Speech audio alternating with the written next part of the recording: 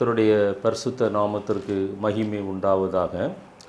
இந்த நாளிலும் ஏசாயா 11ஆம் அத்தியாயத்திலே ஏசாயா கண்ட ஒரு தரிசனத்தை குறித்து நாம் தியானிக்க போகிறோம். ஏசாயா 11ஆம் அத்தியாயத்தை நீங்கள் வாசித்து பார்ப்பீர்களேயானால் அந்த அத்தியாயத்திலே 1000 வருட அரசாட்சியிலே நடக்கப் போகிற காரியம் அல்லது தேவனுடைய ராஜ்யம் எப்படி இருக்கும் என்கிறதை குறித்து ஏசாயா ஒரு தரிசனத்தை காண்கிறார். அந்த தரிசனத்தை குறித்து நாம் இன்றைக்கு தியானிக்க போகிறோம். அதற்கு ஆதாரமாக 2-3 வசனங்களை வாசித்து நாம் செய்திக்கு நேராக கடந்து போகலாம். ஏசாயா 11ஆம் அத்தியாயம் 6வது வசனத்திலிருந்து 9வது வசனம் வரை வாசிக்க கேட்போம். அப்பொழுது ஓநாய் ஆட்டுக்குட்டியோடே தங்கும், புலி வெள்ளாட்டுக்குட்டியோடே படுத்துக்கொள்ளும், கன்றுக்குட்டியும் பாலசிங்கமும் காளையும் ஒருமித்திருக்கும். ஒரு சிறு பையன் அவைகளை நடத்துவான்.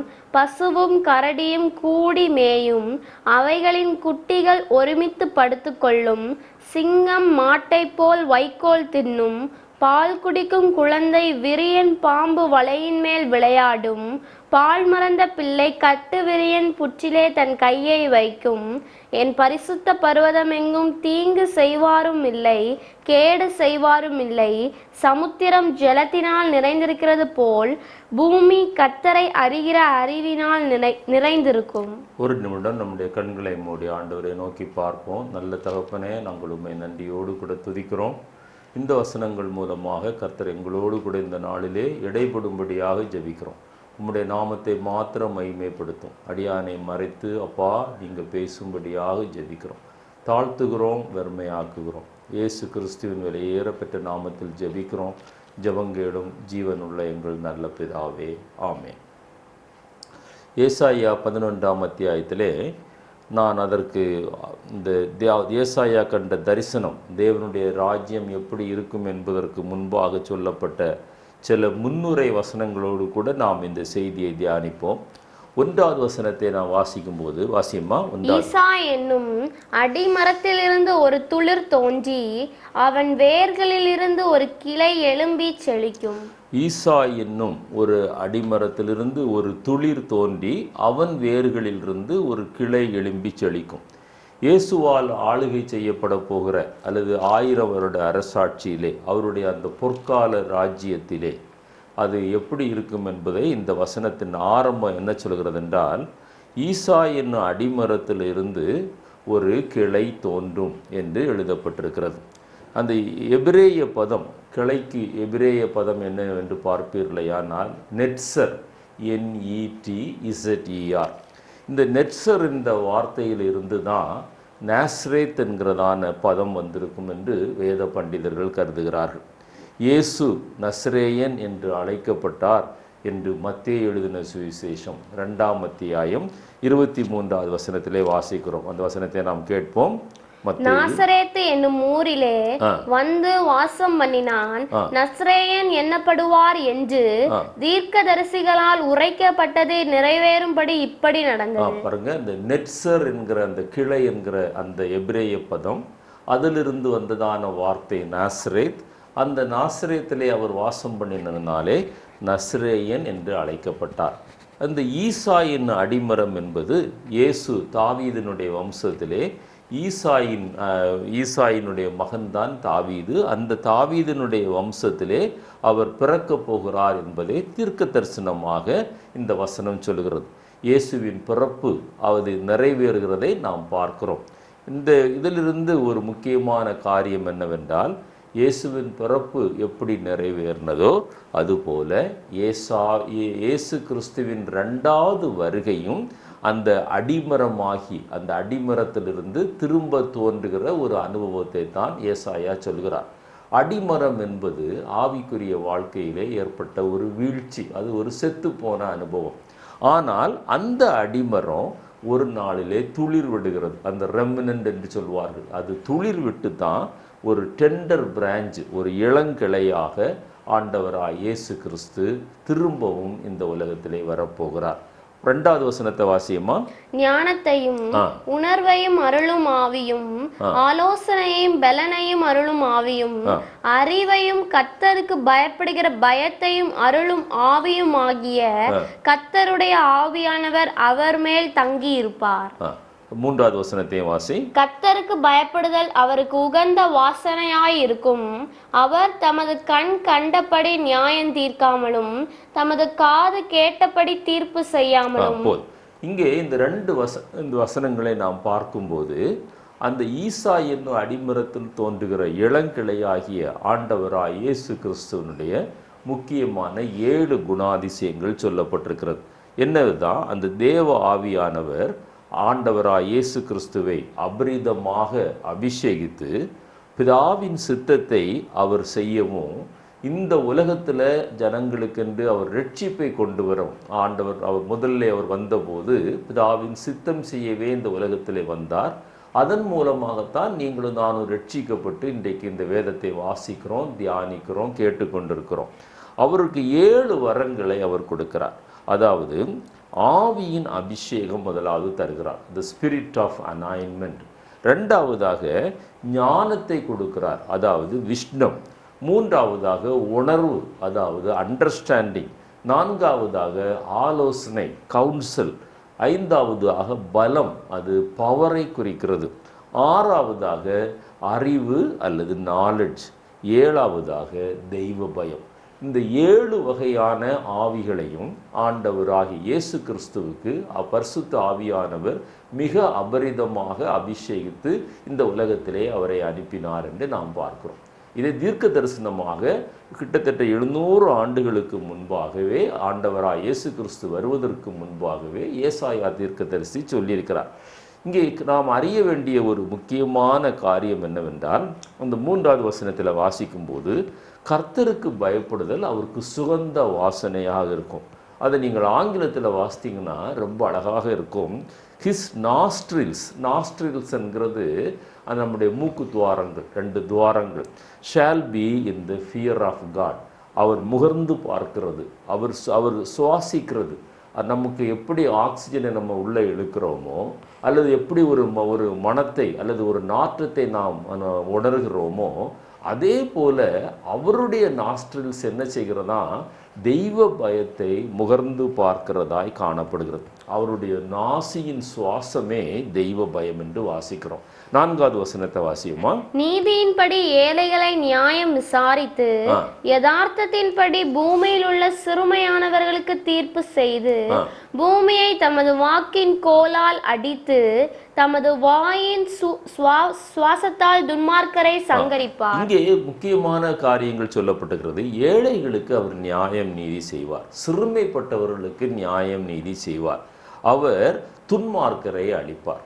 அப்போ இந்த 3, 4, 5 வசனங்கள், அந்த 2-3 வசனங்களில் சொல்லப்பட்ட 7 விதமான அபிஷேகங்கள், இந்த 5வது வசனத்திலே 4வது வசனத்திலே சொல்லப்படுகிறதான சிறுமைப்பட்டவர்களுக்கும் ஏழைகளுக்கும் நியாயம் நீதி செய்கிற அனுபவம், துன்மார்க்கத்தை அழிக்கிற அனுபவம்.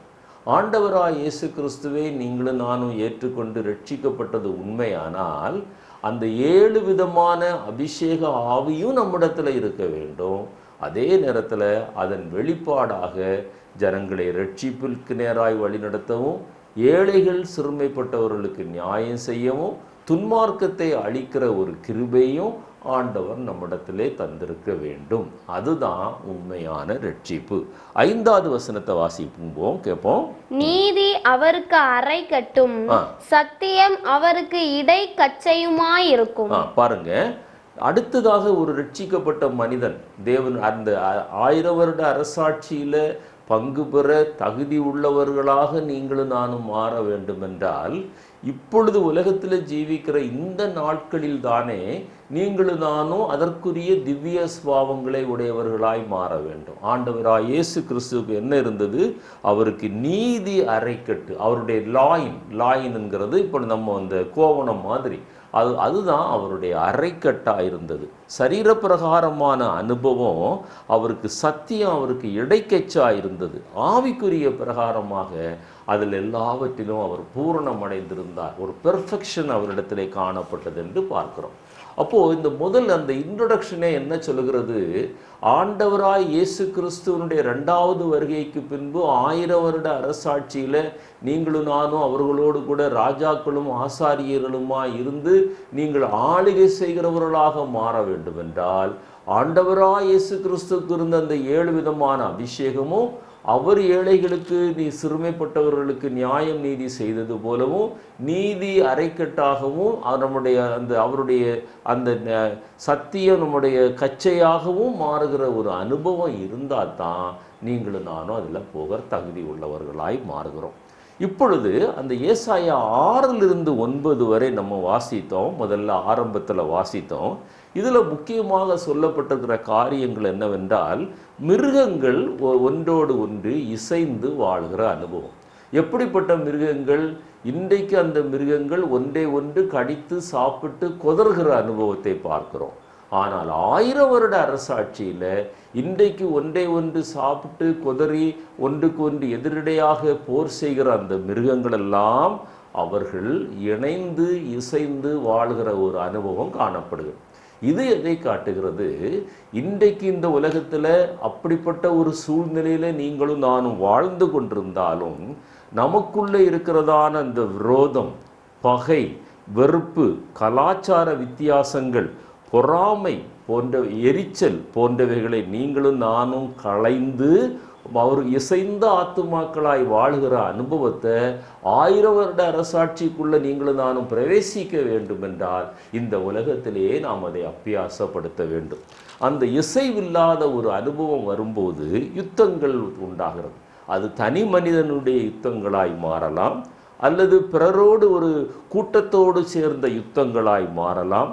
அதனால் அநேக மரணங்கள் ஏற்படலாம், இழப்புகள் ஏற்படலாம். அசோகா சக்கரவர்த்தியை பற்றி நீங்கள் கேள்விப்பட்டிருப்பீர்கள். அந்த கலிங்க யுத்தத்தில் கிட்டத்தட்ட 1,00,000 பேர் அன்றைக்கு மரித்து போனார்கள். 1,00,000 பேர் மரித்து போனார்கள். அநேகர் காயப்பட்டார்கள். அந்த மரித்தவர்களுடைய மனைவிமார்கள், பிள்ளைகளுடைய கதறல், காயப்பட்டவர்களுடைய கதறல், கணவனை இழந்தவர்கள், தகப்பனாரை இழந்தவர்கள், சகோதர சகோதரிகளை இழந்தவர்களுடைய அந்த கதறல் அன்றைக்கு அசோகா சக்கரவர்த்தியினுடைய இருதயத்தை அசைத்துதான்.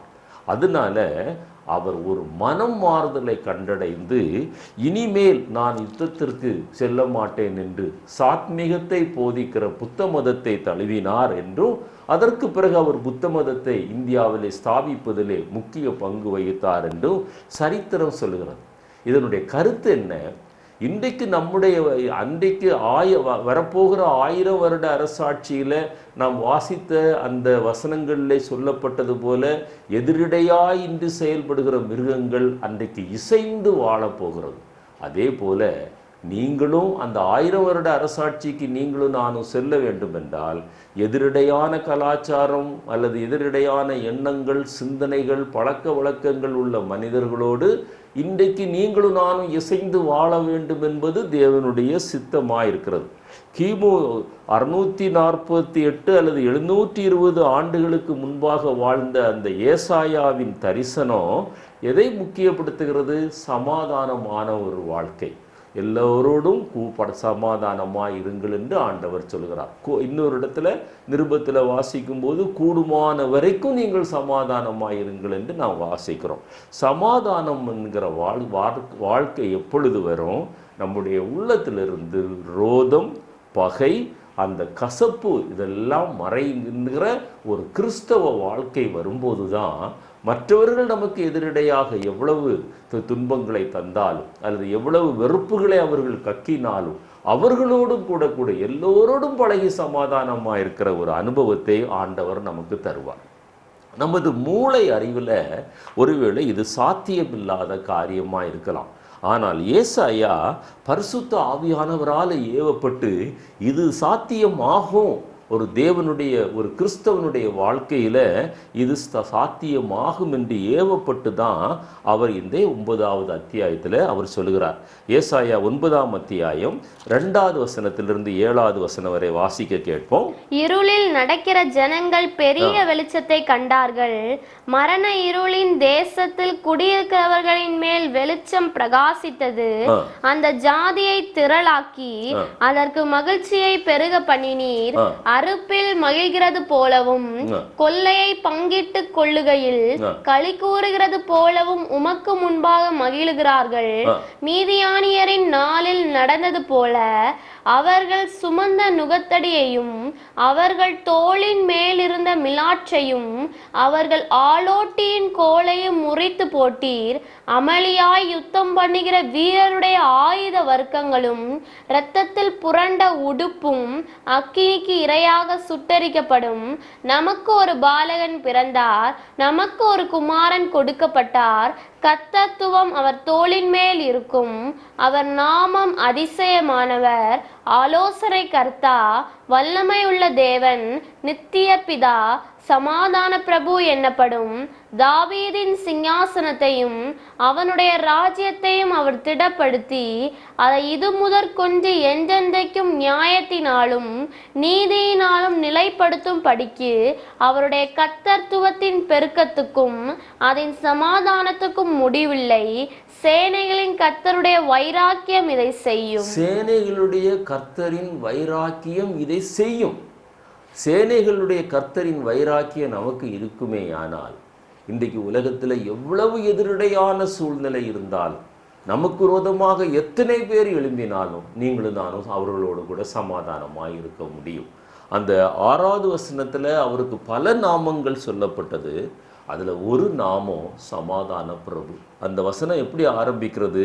நமக்கு ஒரு பாலகன் பிறந்தார். இயேசு நம்முடைய உள்ளத்தில் பிறந்தது உண்மையானால் நான் எல்லோரோடும் சமாதானமாய் இருக்கிறேன், யாரிடத்திலும் எனக்கு பகை இல்லை, கசப்பில்லை என்று உங்களாலும் என்னாலும் சொல்ல முடியும். அடுத்த வசனத்தில் 7வது வசனத்தில் நீங்கள் வாசித்து பார்த்தீங்கன்னா, அந்த தாவீதின் சிங்காசனம் அவருடைய ராஜ்யம் நம்முடைய உள்ளத்தில் ஸ்தாபிக்கப்பட்டது உண்மையானால் 2 காரியங்கள் அந்த லிமிட்லெஸ்ஸாக அல்லது முடிவில்லாமல் 2 காரியங்கள் நம்முடைய வாழ்க்கையில் இருக்கும். ஒன்று அவருடைய கர்த்தத்துவம், 2வதாக அவருடைய சமாதானம். அந்த தெய்வீக சமாதானம் நம்மிடத்தில் வறுமையானால் இன்றைக்கு நாம் பாராட்டுகிற பகைகள், விரோதங்கள், முறுமுறுப்புகள், எதிரிடையாய் பேசுகிற அனுபவங்கள், இது எதுவுமே நம்மிடத்தில் இல்லாதபடி காணப்பட்டால் தான் அந்த 1000 வருட அரசாட்சிக்கு செல்கிற தகுதியை ஆண்டவர் நமக்கு இந்த உலகத்திலே தந்து நம்மை ஆசீர்வதிக்கிறார். ஏசாயா அவரை பற்றி சொல்லும்போது அவர் சமாதான பிரபு என்கிறார். He is a prince of peace. அவர் சமாதான பிரபு. சமாதானம் இல்லாதவர்கள் என்ன செய்கிறாங்களா? அந்த முதல்ல ஆரம்பத்தில் வாசிக்கிறோம், அவர்கள் இருளில் நடக்கிறார்கள். துன்மார்க்கனுக்கு சமாதானம் இல்லை என்று வேதத்திலே வாசிக்கிறோம். அவர்கள் இருளில் நடக்கிறார்கள் என்று இங்கே வாசிக்கிறோம். சத்தியம் தெரியாதவர்கள், அறிவில்லாதவர்கள் என்று வாசிக்கிறோம். இன்னும் நாமும் பகை உணர்வோடு கூட கசப்பு வைத்திருப்போமே ஆனால் நீங்களும் அறிவில்லாதவர்களாய் இருளிலே நடக்கிறவர்களாய் காணப்படுவோம். நீங்கள் மாத்திரமல்ல, அது எனக்கும் பொருந்தும். அதைத்தான் ஆண்டவராய் இயேசு கிறிஸ்து மத்தேயு எழுதின சுவிசேஷம் 5ஆம் அத்தியாயத்தில் 9வது வசனத்தில் சொல்கிறார், அவர்கள் சமாதானம் பண்ணுகிறவர்கள் பாக்கியவான்கள், அவர்கள் தேவனுடைய புத்திரர்கள் எனப்படுவார்கள். வாசியமா? சமாதானம் பண்ணுகிறவர்கள் பாக்கியவான்கள், அவர்கள் தேவனுடைய புத்திரர் எனப்படுவார்கள். தேவனுடைய புத்திரர். அப்போ அதைத்தான் ஏசாயாவிலே வாசித்தோம். ஏசாயா அத்தியாயத்திலே 9 வாசித்தோம், நமக்கு ஒரு பாலகன் பிறந்தார். அவன் இந்த பாலகன் பிறந்தது உண்மையானால் நீங்களும் நானும் சமாதானம் பண்ணுகிறவர்களாக இருப்போம். ஒருவேளை தூர இடத்துல இருக்கலாம் ஒரு மனிதர், அவர்களோடு நீங்கள் சமாதானமற்றவர்களாக இருக்கலாம். இன்றைக்கு உங்களுடைய மொபைல் ஃபோனை எடுத்து சமாதானமாகி விடுங்கள், அல்லது ஒரு லெட்டர் போட்டு சமாதானமாகி விடுங்கள். அழைத்து கூப்பிட்டு பேசி சமாதானம் பண்ணுங்கள். நீங்கள் பாக்கியவான்களாயிருப்பீர்கள். நீங்கள் தேவனுடைய புத்திரர் என்று எண்ணப்படுவார்கள். அந்த சமாதானம் பண்ணுகிறவர்கள் பாக்கியவான்கள், புத்திரர்கள் பட்டவர்கள் என்ன செய்வாங்களாம்? அவங்கள்ட்ட அந்த பழி வாங்குகிற எண்ணமே இருக்காது. அவன் எனக்கு இப்படி செய்தான், நான் அவனுக்கு இப்படி செய்ய வேண்டும், அப்போதான் என்னுடைய ஆத்மா சாந்தி அடையும். நான் ஒரு வார்த்தை கேட்பேன், அவன் நாக்கை பிடுங்கிட்டு அப்படி ஆக வேண்டும் என்று சொல்லுகிற கிறிஸ்தவ சமுதாயமே ஆண்டவர் சொல்றாரு, பழி வாங்குகிற எண்ணம் வேண்டாம். அதே மத்தேயு எழுதின சுவிசேஷம் 5ஆம் அத்தியாயம் 38-39 வாசியுங்கள். மத்தேயு 5:38-39 கண்ணுக்கு கண் பல்லுக்கு பல் என்று உரைக்கப்பட்டதை கேள்விப்பட்டிருக்கிறீர்கள். நான் உங்களுக்கு சொல்லுகிறேன், தீமையோடு எதிர்த்து நிற்க வேண்டாம். ஒருவன் உன்னை வலது கன்னத்தில் அறைந்தால் அவனுக்கு மறு கன்னத்தையும் திருப்பி கொடு. மறு கன்னத்தையும் திருப்பி. அதுதான் ஆண்டவர் நமக்கு கற்றுக் கொடுத்தது. அதுதான் ஆண்டவர் கற்றுக் கொடுத்தது. மறு கன்னத்தை கொடுக்காட்டா கூட பரவாயில்லை, அவன் அறைந்தால் திருப்பி அறையாமல் இருக்கிற அனுபவமாவது நம்முடைய வாழ்க்கையில காணப்படுகிறதா? அவன் நம்மை தூஷித்தால் திருப்பி தூஷிக்காத அனுபவம் கூட காணப்படுகிறதா? இன்றைக்கு இந்த அனுபவத்தை விசுவாசிகளிடத்திலும் பார்க்க முடியவில்லை, ஊழியர்களிடத்திலும் பார்க்க விடு. பலிபீடத்தில் ஒரு ஊழியரை குறித்து இன்னொரு ஊழியர் தாக்கி பேசுகிறத பார்க்கிறோம். இந்த இன்டர்நெட்டில் வரக்கூடிய செய்திகள், அநேக செய்திகள், ஒரு ஊழியத்திற்கு விரோதமாக இன்னொரு ஊழியம். பாருங்க எவ்வளவுக்கு ஒரு பரிதாபமான நிலைமை. நாம் அந்த 1000 வருட அரசாட்சிக்கு போக தகுதி உள்ளவர்களா? இப்படி சண்டை போட்டு கொண்டிருக்கிறோம், இப்படி ஒருவரை ஒருவர் தூஷித்து கொண்டிருக்கிறோம், ஒருவருக்கு ஒருவர் ரோதமாய் பேசி கொண்டிருக்கிறோம். எப்படியாகிலும் தேவனுடைய ராஜ்யம் கட்டப்பட வேண்டும், அவருடைய ராஜ்யம் இந்த உலகத்தில் ஸ்தாபிக்கப்பட வேண்டும் என்று நினைக்கிறவர்கள் ஒருவரை ஒருவர் தாக்கி பேசிக்கொண்டு, ஒருவரை ஒருவர் இழிவாய் பேசி தங்களுடைய நேரத்தை வீணாக்கி தங்களுடைய ஆத்மாவை நஷ்டப்படுத்தி கொண்டிருப்பார்களா? ஒரு நிமிடம் நீங்கள் ஆராய்ந்து பாருங்கள். தொடர்ந்து வாசிமா, இந்த மத்தேயு 5:40 வாசி பார்க்கலாம். உன்னோடு வழக்காடி உன் வஸ்திரத்தை எடுத்துக்கொள்ள வேண்டும் என்று இருக்கிறவனுக்கு உன் அங்கியையும் விட்டுவிடு. ஒருவன் உன்னை ஒரு மைல் தூரம் வர பலவந்தம் பண்ணினால் அவனோடு 2 மைல் தூரம் போ. உன்னிடத்தில் கேட்கிறவனுக்கு கொடு, உன்னிடத்தில் கடன் வாங்க விரும்புகிறவனுக்கு முகம் கோணாதே. உனக்கு அடுத்தவனை சிநேகித்து உன் சத்ருவை பகைப்பாயாக என்று சொல்லப்பட்டதை கேள்விப்பட்டிருக்கிறீர்கள். நான் உங்களுக்கு சொல்லுகிறேன், உங்கள் சத்துருக்களை சிநேகியுங்கள், உங்களை சபிக்கிறவர்களை ஆசீர்வதியுங்கள், உங்களை பகைக்கிறவர்களுக்கு நன்மை செய்யுங்கள், உங்களை நிந்திக்கிறவர்களுக்காகவும் உங்களை துன்பப்படுத்துகிறவர்களுக்காகவும் ஜெபம் பண்ணுங்கள்.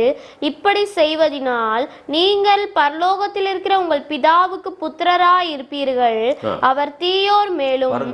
இந்த 45வது வசனத்துல சமாதானம் பண்ணுகிற புத்திரர்கள் பாக்கியவான்கள், அவர்கள் தேவனுடைய புத்திரர்கள் என்னப்படுவார்கள் வாஸ்தவம். இங்க ஆண்டவர் என்ன சொல்றாரு? சமாதானம் பண்ணி ஒப்புரவாகிறவங்க பரலோகத்தில் இருக்கிற பிதாவினுடைய புத்திரர்கள் என்று அழைக்கப்படுவார்களாம். பரம பிதாவினுடைய புத்திரர் என்று அழைக்கப்படுவார்களாம். அவர்கள்தான் 1000 வருட அரசாட்சியில் போவாங்கன்னு ஏசாயா தரிசனம் காண்கிறார். இந்த பகுதியில் எனக்கு தொடர்ந்து வாஸ்து பார்த்தீங்கன்னா 2 முக்கியமான காரியம். ஒன்று சமாதானம் பண்ணுவோம், இன்னொன்று ஒப்புரவாகணும், மற்றவங்களோடு கூட ஒப்புரவாகணும். அந்த கசப்பெல்லாம் கலைந்து விட்டு reconciliation with God and reconciliation with மென்.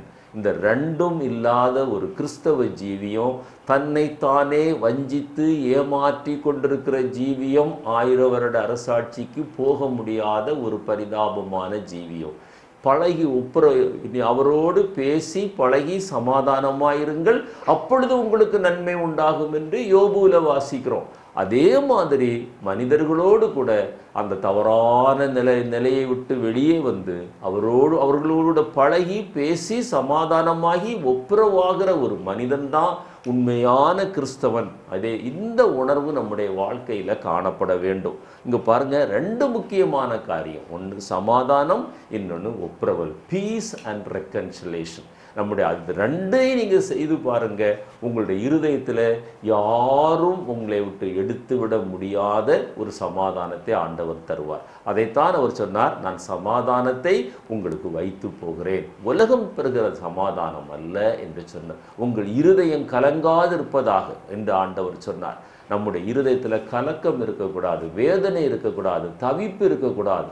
அவருடைய தெய்வீக சமாதானம் நம்மிடத்துல காணப்பட வேண்டும். அதற்கு முதலாவது நம்ம செய்ய வேண்டிய காரியம், வெறுப்புகள் அந்த உணர்வை களைந்து ஒப்புரவாக சமாதானமாகிற ஒரு பரந்த மனப்பான்மை எனக்கு தாரும் என்று நாம் ஜெபிக்க ஆரம்பிக்க வேண்டும். ஒருவேளை இது கடினமான காரியமா இருக்கலாம். ஆனால் ஆவியானவர் சொல்கிறார், பலத்தினாலும் அல்ல, பராக்கிரமத்தினாலும் அல்ல, உம்முடைய ஆவியினாலே ஆகும். அதுதான் ஆண்டவராக இயேசு கிறிஸ்துவுக்கு அந்த 7 வித்தியாசமான வரங்கள் என்று நம்ம ஏசாயா அந்த 11ஆம் அத்தியாயத்தில் 2-3 வசனங்களில் நம்ம வாசித்தோம். அந்த அபிஷேகம் நம்மிடத்துல இருக்குமே ஆனால் எந்த கசப்பையும் எந்த குற்றத்தையும் உங்களால் மன்னிக்க முடியும், மறக்க முடியும், சமாதானம் பண்ண முடியும், ஒப்புரவாக முடியும். அது இல்லாவிட்டால் நீங்களும் நானும் தேவனுடைய புத்திரர்கள் அல்ல, பரமபிதாவின் புத்திரர்கள் அல்ல, நீங்களும் நானும் 1000 வருட அரசாட்சிக்கு பங்குள்ளவர்களும் அல்ல என்று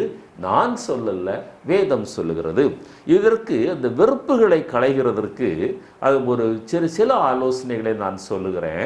வெறுப்புகள் பொதுவாக நம்முடைய உள்ளங்களில் தோன்றுவதற்கு முக்கியமான காரணம் அந்த மிஸ் அண்டர்ஸ்டாண்டிங் அல்லது தப்பான எண்ணங்கள் அல்லது அது அபிப்பிராயங்கள். இந்த தப்பான எண்ணங்கள், அபிப்பிராயங்கள் நம்முடைய உள்ளத்தில் வரும்போது அது ஆரம்பத்திலேயே அது நாம் சரி செய்ய பழக வேண்டும். அப்படி அதை வளர விட்டோமானால் அது ஒரு புற்றுநோய் போல அது படர்ந்து ஆரம்பத்தில் டியூமராகத்தான் இருக்கும். இன்றைக்கு உலகத்தில் கேன்சர் என்று சொல்கிறாங்களே, ஆரம்பத்தில் அது ஒரு சின்ன கட்டி மாதிரி அல்லது ஒரு சின்ன சொல்லிங் மாதிரி இருக்கும். அதை கவனிக்காமல் விட்டுட்டோம்னா அது கேன்சராக மாறி அந்த கட்டியிலிருந்து செல்கள் பிரிந்து உடலின் பல பகுதிகளுக்கு செல்ல ஆரம்பிக்கிறது. அப்பொழுது தான் அது first stage, second stage, third stage, அந்த டெர்மினல் ஸ்டேஜ் என்று சொல்லுகிறார்கள். அப்படி ஒரு கேன்சராக, ஒரு புற்றுநோயாக மாறி குணப்படுத்த முடியாத நிலைமையில் நம்மை ஆவிக்குரிய வாழ்க்கையில் விழத்தள்ளிவிடும், நிவாரணமே இல்லாத நிலைமைக்கு கொண்டு போய்விடும். எனவே தான் ஏசாயா சொல்லும்போது, ஏசாயா நம்ம வாசித்த வசனத்தில் 6-9 வரை வாசிக்கும்போது அவர் சொல்கிறாரு, புலியும் ஆட்டுக்குட்டியும் ஒன்றாக படுத்திருக்குமா. இங்கே பாருங்க, புலி பொதுவாக ஆட்டை பிடித்து சாப்பிடக்கூடிய ஒரு மிருகம். ஆனால் இந்த 1000 வருட அரசாட்சியில் புலிக்கு அந்த ஆட்டை சாப்பிட வேண்டும் என்கிற எண்ணம் இல்லை, அல்லது ஆடு இந்த புலி நம்மளை சாப்பிட்டு விடுமோ என்கிற பயமும் இல்லை. இது ரெண்டும் இல்லாத காரணத்தினால தான் அவைகள் ஒன்றாக படுத்திருக்க முடிகிறது. அதே போல தான் நம்முடைய வாழ்க்கையிலும் அந்த தப்பான எண்ணங்கள், தப்பான அபிப்பிராயங்கள் மாறும்போது தான் அவர் ஏசாயா தரிசனத்தில் சொல்றாரு, ஓநாயும் ஆட்டுக்குட்டியும் ஒன்றாய் படுத்திருக்கும், கன்றுக்குட்டியும் காளையும் சிங்கமும் ஒன்றாய் படுத்திருக்கும், அதனுடைய குட்டிகளெல்லாம் இணைந்து மேயும் என்று சொல்லுகிறார். இது எப்படி சாத்தியமாகும்? அவர்களுக்குள்ள இருந்த அந்த குணாதிசயங்கள் மாறுகிறது, தப்பான எண்ணங்கள் மறைகிறது. சிங்கம் ஒருவேளை அந்த ஆட்டை பார்த்து அல்லது காளையை பார்த்து இதை சாப்பிட வேண்டும் என்கிற எண்ணம் சிங்கத்துக்கு வந்தால் இசைந்திருக்க முடியாது. அல்லது அந்த காளை சிங்கம் என்னை சாப்பிட்டு விடுமோ என்று நினைத்தால் அது இசைந்திருக்க முடியாது. அப்படிப்பட்ட ஒரு அனுபவத்தை தான் ஆண்டவர் நம்முடைய வாழ்க்கையில் எதிர்பார்க்கிறார். அந்த வெறுப்பு நம்முடைய வாழ்க்கையில் அந்த இணைந்து செயல்பட விடாமல் தடுக்கிறது. தப்பான அபிப்பிராயங்கள் வரும்போது அந்த நபரை குறித்து நமக்கு ஒரு வெறுப்பு உண்டாகிறது. எனவே அந்த நபரோடு இணைந்து நம்மால் செயல்பட முடியாத நிலைமைக்கு நீங்களும் நானும் தள்ளப்படுகிறோம். சில சமயங்களில் என்ன ஆகுதுன்னா, இந்த வெறுப்புக்கு பதிலாக பெருமை குறுக்க வருகிறது.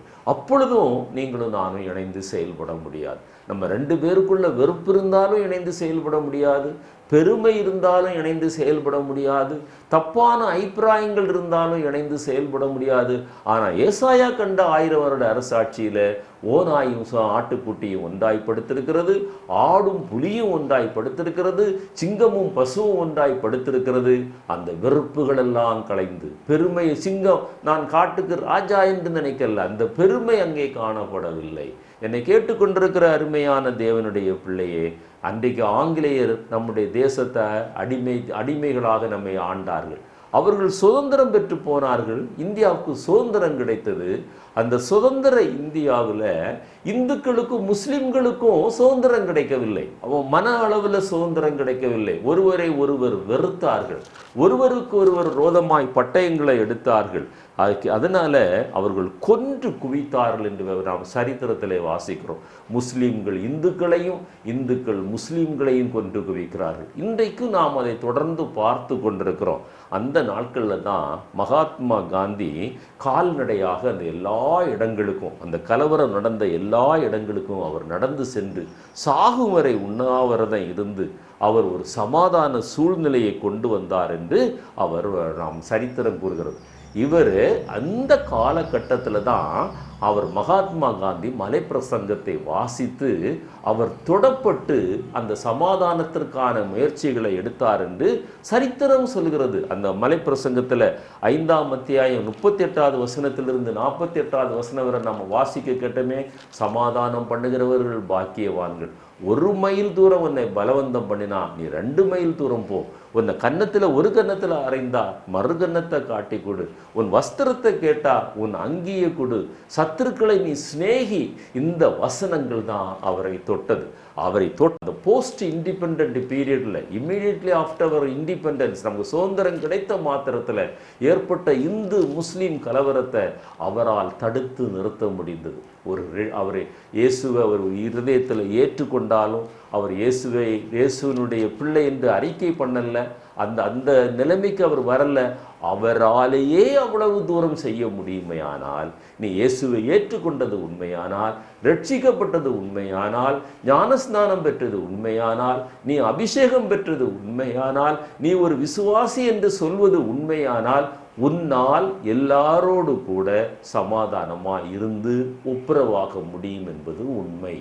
அப்படி முடியாவிட்டால் நீ விசுவாசி என்பதும் உண்மை அல்ல என்று ஆவியானவர் சொல்லுகிறார். என்னை கேட்டுக்கொண்டிருக்கிற அருமையான தேவனுடைய பிள்ளையே, நம்முடைய வாழ்க்கையில் அந்த விருப்பு வெறுப்பு எல்லாம் களையணும். அடுத்ததாக இந்த மன்னிக்கிற குணம், அந்த மறக்கிற குணம். ஒரு திருக்குறளில் இப்படி நாம் வாசிக்கிறோம், தீயினால் சுட்ட புண் உள்ளாரும் ஆறாதே நாவினால் சுட்ட வடு என்று வாசிக்கிறோம். நம்முடைய சரீர காயங்கள் வெகு விரைவாக அது மறைந்தும் விடும், நம்முடைய உள்ளத்திலிருந்தும் மறந்தும் விடும் சரீரத்தில் ஏற்பட்ட காயம்.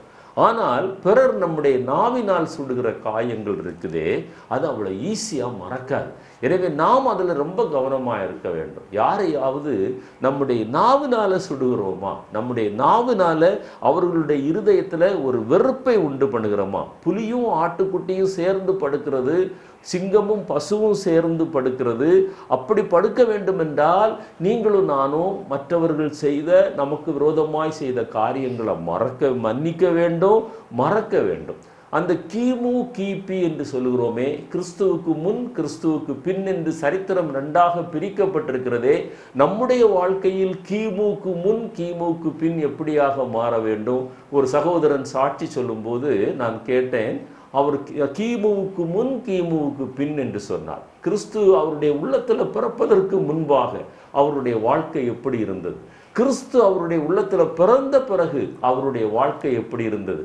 ஆண்டவர் உலக பிரகாரம் உலகத்திலே மனிதனாய் பிறந்ததை அவர் சொல்லவில்லை. ஆண்டவர் என்னுடைய உள்ளத்தில் பிறந்த பிறகு என்னுடைய வாழ்க்கை எப்படி இருக்கிறது, ஆண்டவர் பிறப்பதற்கு முன்பாக வாழ்க்கை எப்படி இருக்கிறது என்று ஒரு சகோதரன் மிக அருமையாக சாட்சி சொன்னதை நான் கேட்டேன். என்னை கேட்டுக்கொண்டிருக்கிற அருமையான தேவனுடைய பிள்ளையே, கிறிஸ்து பிறப்பதற்கு முன்பு நம்முடைய வாழ்க்கையில மன்னிக்காத குணம் இருந்திருக்கலாம், மறக்காத குணம் இருந்திருக்கலாம், வெறுப்பு இருந்திருக்கலாம், கசப்பு இருந்திருக்கலாம், பகை இருந்திருக்கலாம். இது எல்லாமே கிறிஸ்து நம்முடைய உள்ளத்துல பிறந்ததற்கு பின்பு அது மறைந்திருக்க வேண்டும். அதுதான் கிமு கிபி என்கிற அனுபவம், ஒரு உண்மையான கிறிஸ்தவனுடைய வாழ்க்கையில உள்ள அனுபவம். பிலிப்பியருக்கு இந்த நிருபத்துல பவுல் அப்போஸ்தலர் சொல்லும்போது 3ஆம் அத்தியாயம் 13-14 சொல்லும்போது, பின்னானவைகளை மறந்து முன்னானவைகளை நாடி போகிற அனுபவம், அதுதான் கிறிஸ்து பிறந்த அனுபவம். என்னைக்கு எத்தனையோ வருடங்களுக்கு முன்பாக எனக்கு அவன் இப்படி பேசிட்டான், எனக்கு இப்படி செய்துட்டான், என்னால் மறக்கவே முடியாது, என்னால் மன்னிக்கவே முடியாது என்றால் நீ இன்னும் பின்னாகவே பார்த்து கொண்டிருக்கிறாய். லோத்துவினுடைய மனைவி பின்னிட்டு திரும்பி அவள் உப்பு தூணானாள் என்று சரித்திரத்திலே வாசிக்கிறோம், வேத புத்தகத்திலே பார்க்கிறோம். என்னை கேட்டுக்கொண்டிருக்கிற அருமையான தேவனுடைய பிள்ளையே, பின்னானவைகளை மறக்கிற அனுபவம், முன்னானவைகளை நாடி செல்லுகிற அனுபவம். வாசியம்மா. சகோதரரே, அதை பிடித்து கொண்டேன் என்று நான் எண்ணுகிறதில்லை, ஒன்று செய்கிறேன், பின்னானவைகளை மறந்து முன்னானவைகளை நாடி கிறிஸ்து இயேசுவுக்குள் தேவன் அழைத்த பரம அழைப்பின் பந்தய பொருளுக்காக லக்கை நோக்கி தொடருகிறேன். அப்போ அந்த பின்னானவைகளை மறக்காமல் அந்த முன்னானவைகளை நான் நாடி செல்கிறேன் என்று சொன்னா, நீங்களும் நானும் ஓடல. ஓட்ட பந்தயத்துல ஓடுறவன் முன்னால பார்த்து தான் ஓடுவான், அவன் பின்னால பார்த்துட்டா இடறி விழுவான், அவனுக்கு பந்தய பொருள் கிடைப்பதில்லை.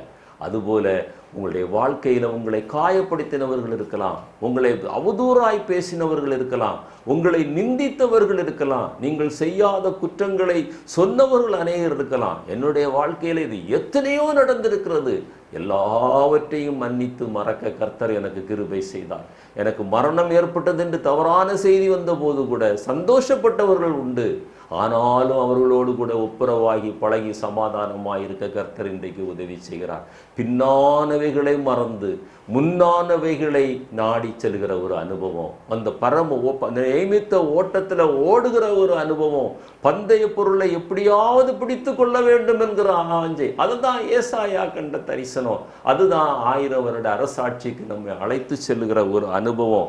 1861 இருந்து 1865 வரை அமெரிக்காவில் உள்நாட்டு போர் நடந்தது. இது சரித்திரம். அந்த சதர்ன் பார்ட் ஆஃப் அமெரிக்காவுக்கும் நார்த்தன் பார்ட் ஆஃப் அமெரிக்காவுக்கும் அந்த யுத்தம் நடந்தது. இந்த சதர்ன் பார்ட்டில் உள்ள பீப்புள் ரொம்ப கன்சர்வேட்டிவ் பீப்புளாக இருப்பாங்க.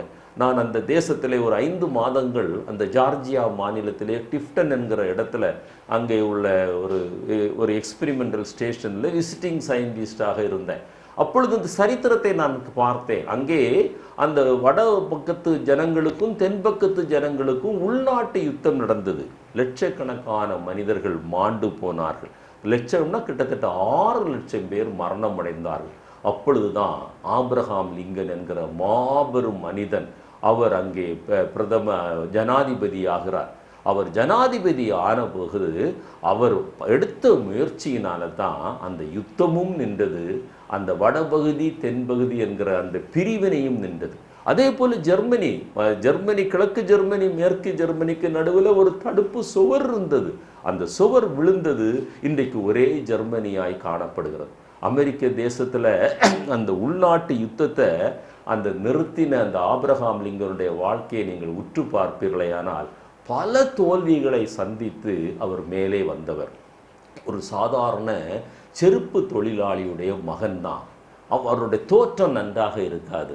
அவருடைய ஒடுங்கின முகம். ஒரு சிறுமி ஒரு நாள் அவருக்கு லெட்டர் போட்டா, நீங்கள் ஒரு தாடி வச்சிங்கன்னா உங்கள் ஒடுங்கின முகம் கொஞ்சம் பார்ப்பதற்கு நன்றாக இருக்கும் என்று சொன்னபோது அந்த சிறுமியுடைய ஆலோசனையை கேட்டு தாடி வைத்து தன்னுடைய முகத்தை கொஞ்சம் மெருகுபடுத்தினார் என்று சரித்திரம் சொல்லுகிறது.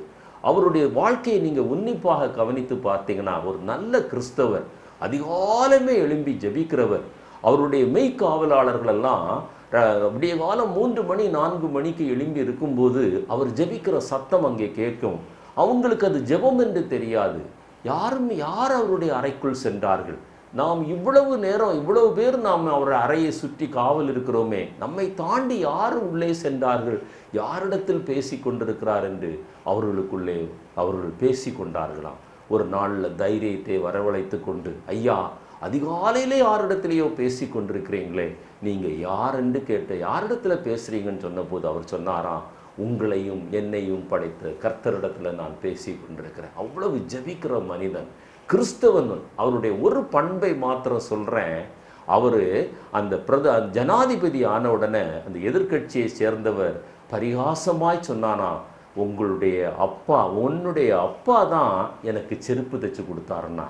அதான் நீ ஒன்றும் பெருசா நீ நினைச்சிடாதப்பா, அவங்க அப்பா எனக்கு செருப்பு தைச்சு கொடுத்தாரு, அந்த காவலருடைய மகன்தான் என்று சொல்லி அவர் அந்த கூட்டத்தில் எல்லா எம்பிஸுக்கு மத்தியில் அவரை பரிகாசமாய் பேசின போது அவர் என்ன பதில் சொன்னாரான் தெரியுமா? ஜென்டில்மேன், எங்கள் அப்பா செய்து கொடுத்த செருப்பில் உங்களுக்கு ஏதாவது குறை இருக்குதா சொல்லுங்க, நான் அதை சரி செய்து தருகிறேன் என்று சொன்னாராம். எவ்வளவு பரந்த உள்ளம், எவ்வளவு பரந்த உள்ளம்! ஜனாதிபதி, அமெரிக்க ஜனாதிபதி. உலகத்தில் மிக சக்தி வாய்ந்த ஒரு பதவி. அவரை பரிகாசம் பண்ணி, ஏளனம் பண்ணி, கேலி பண்ணி, எல்லாருக்கும் முன்னாலேயும் அவமானப்படுத்தின நேரத்திலும் எங்கள் அப்பா செய்த செருப்பில் ஏதாவது தவறு இருந்தால் சொல்லுங்க, நான் சரி பண்ணி தருகிறேன் என்று சொல்லி அந்த சம்பவத்தை அதோடு முடித்தார் என்று சரித்திரத்தில் வாசிக்க முடிகிறது.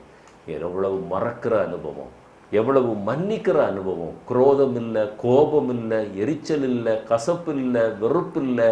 அதுதான் ஆட்டுக்குட்டியும் புலியும் ஒன்றாய் படுத்திருக்கிற அனுபவம். அதுதான் சிங்கமும் பசுவும் ஒன்றாய் மேய்கிற அனுபவம்.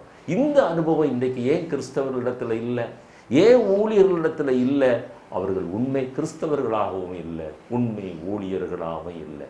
ஒரு பட்சிக்கிற ஓநாய்களைப் போல ஒருவரை ஒருவர் தாக்கி பேசுகிற அனுபவம், ஒருவரை ஒருவர் வசைபாடுகிற அனுபவம் இன்றைக்கு ஏன் காணப்படுகிறது? அந்த ஏசாயா கண்ட தரிசனம் அவர்களுக்கு இல்லை. அவர் கண்ட அந்த 1000 வருட அரசாட்சியின் அந்த வாஞ்சை அவர்களிடத்தில் இல்லை. என்னை கேட்டுக்கொண்டிருக்கிற அருமையான தேவனுடைய பிள்ளையே, அந்த இளையகுமாரன் சம்பவத்தில் நீங்கள் வாசித்திருப்பீங்க. அந்த இளையகுமாரன் வரும்போது தகப்பன் ஏற்றுக்கொள்கிறான். தகப்பனுடைய உள்ளத்தில் எந்த வெறுப்பும் இல்லை. அந்த மூத்த சகோதரனால் அதை டைஜஸ்ட் பண்ண முடியல. வேசிகளிடத்தில் உம்முடைய ஆஸ்தியெல்லாம் செலவழித்த இவனை நீர் இவ்வளவு அங்கீகரிக்கிறீரா என்று கோபப்பட்டு வீட்டுக்குள்ளே வராமல் வெளியில் இருந்தான் என்று வேதத்திலே வாசிக்கிறோம். அந்த மூத்த குமாரனை போல நீங்கள் காணப்படுகிறீர்களா? உங்களை நீங்களே ஒரு நிமிடம் ஆராய்ந்து பாருங்க. ஒரு உண்மையில் நடந்த சம்பவத்தை சொல்கிறேன். ஒரு தம்பி வீட்டை விட்டு வெளியே ஓடிடுறான். ஓடி பல நாட்கள் அலைந்து திரிந்து கடைசியில் அவன் வாழ்க்கை வெறுத்து அவன் தான் செய்த தவறை உணர்ந்து அவன் தன்னுடைய பெற்றோருக்கு ஒரு லெட்டர் போடுறான். நான் திரும்பி வரலாம் என்று நினைக்கிறேன். நீங்கள் என்னை ஏற்றுக்கொள்வீர்களோ ஏற்றுக்கொள்ள மாட்டீர்களோ எனக்கு தெரியாது. நீங்கள் என்ன செய்யுங்க, ஏற்றுக்கொள்வீர்கள் என்றால் அந்த மொட்டை மாடியில் ஒரு துணியை நீங்கள் தொங்க போடுங்க. அது நீங்கள் ஏற்றுக்கொள்வதற்கு நான் அடையாளமாக எடுத்துக்கொண்டு வீட்டுக்கு திரும்பி வருகிறேன் என்று சொன்னானா. நடந்த சம்பவம். அந்த பெற்றோர்கள் என்ன செய்தாங்களான்னு தெரியுமா? அந்த ஒரு துணி அல்ல, எங்கெங்கெல்லாம் துணி தொங்க போட முடியுமோ கயரை கட்டி கம்புகளை கட்டி அவ்வளவு கலர் துணிகளையும் கொண்டு மேலே போட்டு வரவேற்றார்களாம். இதுதான் மறக்கிற அனுபவம், மன்னிக்கிற அனுபவம், கசப்பு, எரிச்சல், கோபத்தை புதைக்கிற அனுபவம், ஆட்டுக்குட்டியும் புலியும் இணைந்து வாழ்கிற அனுபவம், சிங்கமும் காளையும் இணைந்து வாழ்கிற அனுபவம். இந்த அனுபவத்தை தான் ஏசாயா தரிசனமாக காண்கிறார். என்னை கேட்டுக்கொண்டிருக்கிற தேவனுடைய பிள்ளையே, நாம் எப்படி இருக்கிறோம்? நாம் எப்படி இருக்கிறோம்? மார்க்க பேதங்கள், சபை பிரிவினைகள், தனிப்பட்ட மனிதன் விருப்பு வெறுப்புகள், இதெல்லாத்தையும் புதைத்தா தான் நீங்களும் நானும் 1000 வருட அரசாட்சியில் போக முடியும். முதல் உலக மகா யுத்தத்தில் கோடிக்கணக்கான ஜனங்கள் மரித்தாங்க. ஒரு பக்கம் ஜெர்மனியுடைய தலைமையில் படைகள், இன்னொரு பக்கம் அந்த அலையன்ஸ் குரூப்பு, அந்த இணைந்து செயல்பட்ட பக்கம். ரெண்டுக்கு நடுவில் ஒரு அகழி. அங்கேயும் அந்த வீரர்கள் இருக்கிறாங்க, இங்கேயும் வீரர்கள் இருக்கிறாங்க. ஜெர்மானிய வீரர்கள் ஒரு பக்கத்தில் இருக்கிறாங்க, ஒருங்கிணைந்த படைகள் இங்கிலாந்து தலைமையில் ஒரு பக்கத்தில் இருக்கிறாங்க. நடுவில் அகழி காணப்படுகிறது. கிறிஸ்மஸ் இரவு அவங்க ஒரு சைலண்ட் நைட் என்கிற பாடலை பாடுறாங்க. அது வரைக்கும் ஒருவரை ஒருவர் தாக்கி கொண்டிருந்தாங்க.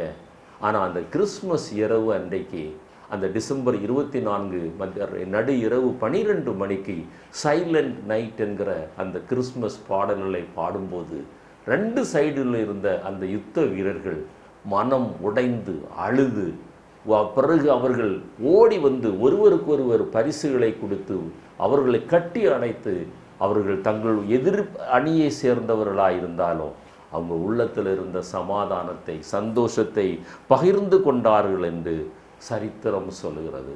நாம் எப்படி இருக்கிறோம்? நாம் எப்படி இருக்கிறோம்? இன்னும் பகை உணர்வா? இன்னும் கசப்பா? மன்னிக்க முடியாத குற்றமா? மறக்க முடியாத குற்றமா? இன்னும் வெறுப்பா? ஆண்டவர் நம்மை இந்த நாளிலே அவர் சொல்லுகிறார், அவர் சமாதான பிரபு. சமாதானம் பண்ணுகிறவர்கள் பாக்கியவான்கள். சமாதானம் பண்ணுகிறவர்கள் பரமபிதாவின் புத்திரர்கள் என்று அழைக்கப்படுகிறார்கள். அவர்கள்தான் அந்த 1000 வருட அரசாட்சிக்காக அழைத்து செல்லப்படுவார்கள். தேவன் தாமே இந்த வார்த்தைகளை ஆசீர்வதிப்பாராக. இந்த செய்தி உங்களுக்கு ஆசீர்வாதமாக இருந்தால் மற்றவர்களுக்கு அறிமுகப்படுத்துங்கள். உங்களுக்காக நாங்கள் தொடர்ந்து ஜெபித்து கொண்டிருக்கிறோம். நீங்களும் எங்களுக்காக ஜெபியுங்கள். கர்த்தர் தாமே உங்களுக்கும் எனக்கும் தெய்வீக சமாதானத்தை தருவாராக. ஆமென்.